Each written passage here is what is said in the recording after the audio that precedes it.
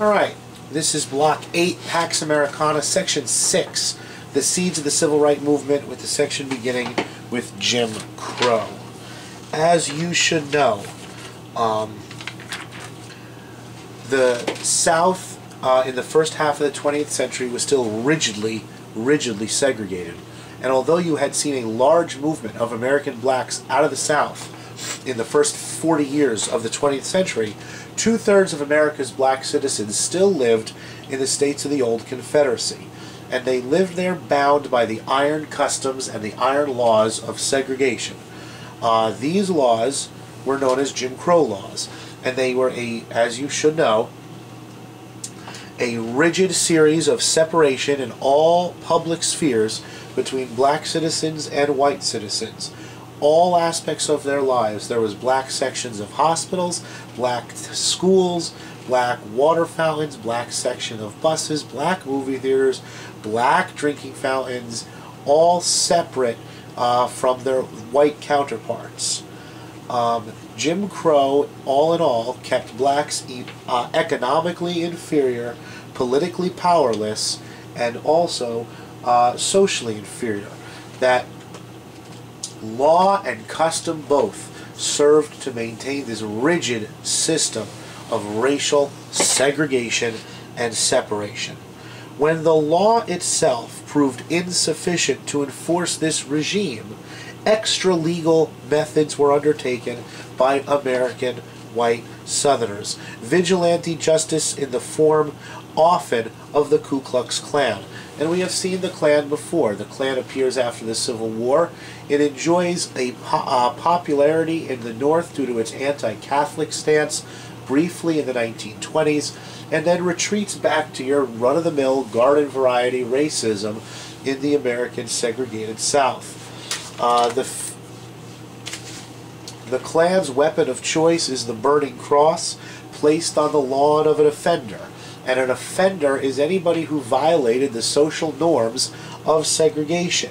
Anyone who dared push against the envelope, white or black, anyone that dared push against that envelope of rigid segregation and black inferiority might find a burning cross on their lawn. And if the burning cross did not deter the behavior that the Klan wished to deter, extrajudicial lynchings were still a part of Southern life, although less than they had been at the turn of the century. That a so-called uppity black, a black that did not know his place and was not intimidated or cowed by the burning cross on his lawn, might just meet with a mob of Klansmen willing to shoot him or tie him to the nearest tree.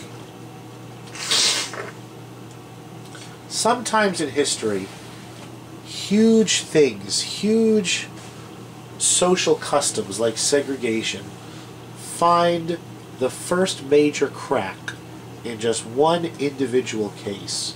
And that was the case for segregation in the South. That the beginning of the end of segregation can very directly be linked back to a young black boy by the name of Emmett Till. Emmett Till was a 14-year-old black boy from Chicago who was visiting friends in Mississippi. Although the circumstances of what happened are a little bit unclear, what is clear is Emmett Till, at 14 years old, on a dare, went into a grocery store and flirted with the 21-year-old married white woman behind the counter, whose husband owned the grocery. Some people said it was innocent. Some people said he was being very, very sexually suggestive. It's unclear what happened in that store.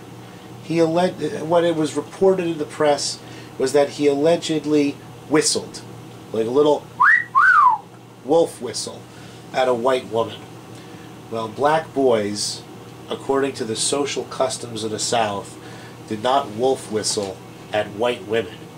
That nothing drove fear into the hearts of white Southerners like the idea of the mixing of the races, of black men mating with white women, black men raping white women, God forbid, black men marrying white women.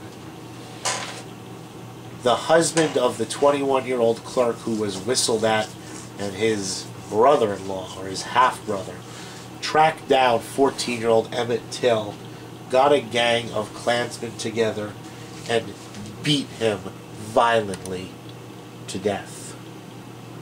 That the boy on the left is Emmett Till alive, and his mother and his aunt